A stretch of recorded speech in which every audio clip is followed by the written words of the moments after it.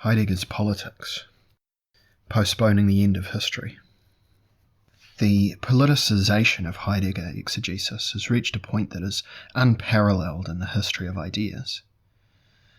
And because the political interpretation of Heidegger is no longer content to treat what happened in 1933 as an episode, but often considers it to be the key to his oeuvre as a whole, this isolated incident is supposed to be proof of a total philosophical catastrophe. After the upheavals of the 20th century, philosophy has lost the privilege of existing in a realm that was somehow above politics.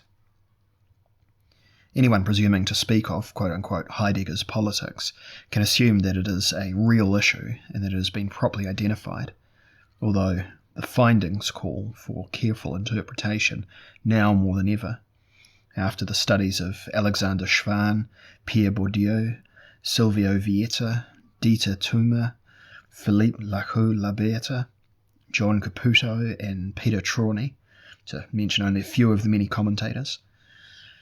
Even so, such an approach is at odds with testimonials from numerous colleagues, students, and others who were associated with Heidegger, who have assured us, based on first-hand experience, that he was, quote-unquote, fundamentally apolitical.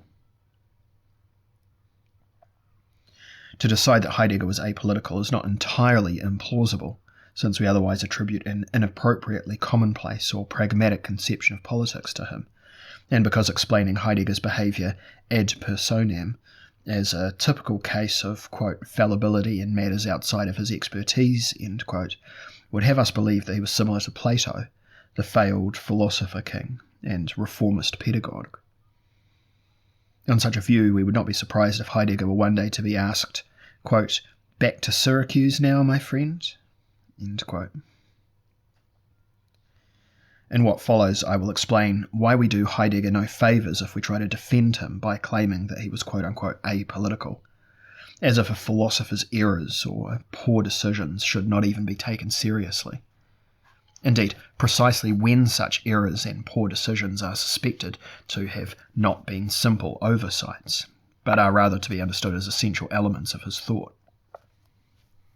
In what follows, we should read the formulation, quote-unquote, Heidegger's Politics, in a threefold way.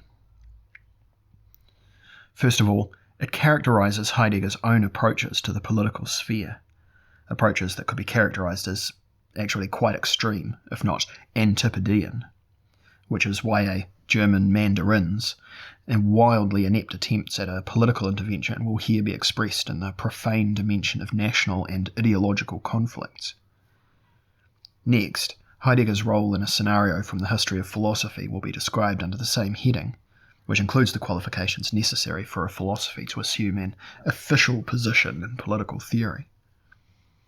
Finally, quote-unquote, Heidegger's Politics also signifies his occasional interventions into political theory in the 1930s, as well as his resignation from a position that he unsuccessfully tried to hold. The concept of politics is thus being employed in a polysemous manner, and on a number of levels, in keeping with its contemporary usage, since it includes a programmatic dimension in addition to its practical sense in everyday conversation, so that we can finally reach what we might with good reason call its metaphysical and metapolitical significance.